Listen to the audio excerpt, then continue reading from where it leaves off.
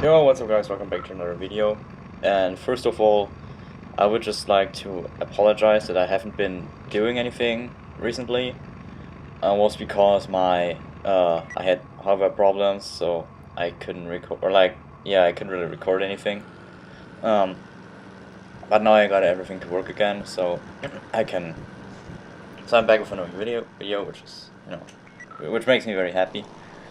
And as you already read in the title, we're gonna compare the Yak9 to the LA7, because I'm pretty sure many people will ask themselves the question, which one's the better choice? So I want to ask this question, or I want to try to answer this question with this video.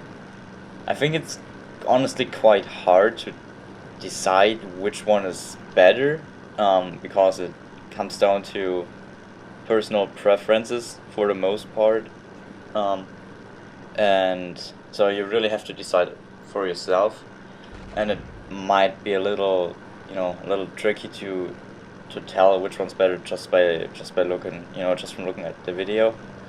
But I'm trying my best to answer this question, so I hope you enjoy this. Advantages of the Yak9 are its very good rate of climb, it has very good top speed, and a very powerful armament.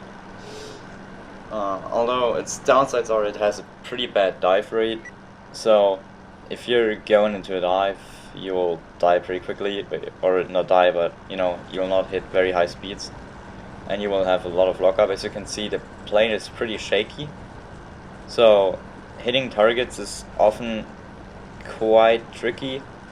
Like, if the enemy is trying to extend away for a bit, it's gonna get really hard to really hit the enemy because of how much the plane is shaking once it reaches high speeds.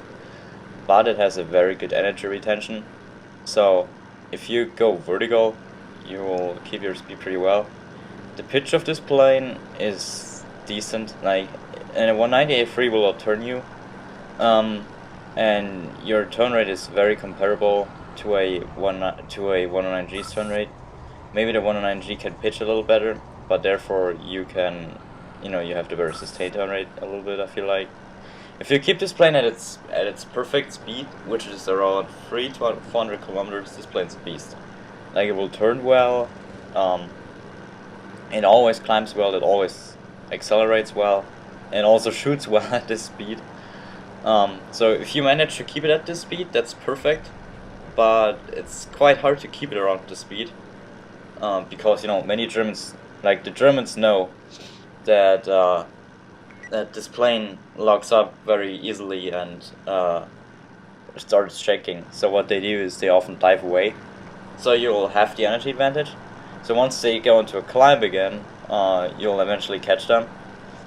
But it's not always easy. So that's like the biggest disadvantage of not only the Yak9, actually all the Russian planes.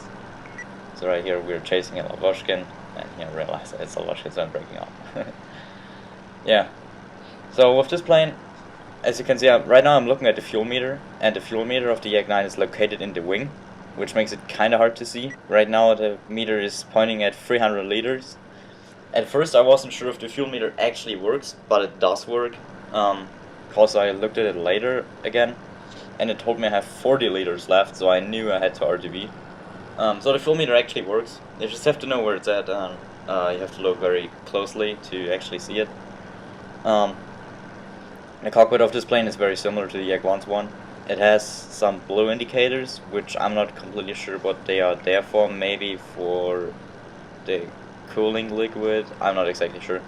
But except for that, the cockpit is very, very similar to this. It's basically the same cockpit as the Yak1. I mean, this plane is basically a much faster Yak1 with a much more powerful armament and a worse pitch, but a better sustained turn rate. Many people are complaining it's overpowered, and it's overpowered in a way, simply because it performs much better at higher altitude than it actually should. So that makes it kinda OP in a way, I guess. But I don't think it's too bad. Like, it's not like with the K-84 that was basically undefeatable for both the American and pretty much every enemy. That's definitely not the case for the Yak9. You can definitely defeat it, and the thing is just, realistically, a 109G could just easily climb it if it was high enough, while it was completely outperformed if it was too low. In this game, it doesn't make a difference. If you're the 109, it doesn't matter what altitude you're flying at. It doesn't matter if you're at 10 kilometers or if you're on the deck. You most likely won't ever be able to outclimb this plane. But you can turn with it. Like, you cannot necessarily out-turn it unless you're much better than your enemy. But you can definitely turn with it in the 109G. And that's why the Yak9 pilots have to be a little bit aware of 109Fs and 198.3s and stuff like that. That's why it's very important to to ID your target properly, because if you misidentify if you see a 109F and you think it's a G and you start turning with it, it might get a little tricky. I'm not saying you'll straight up die.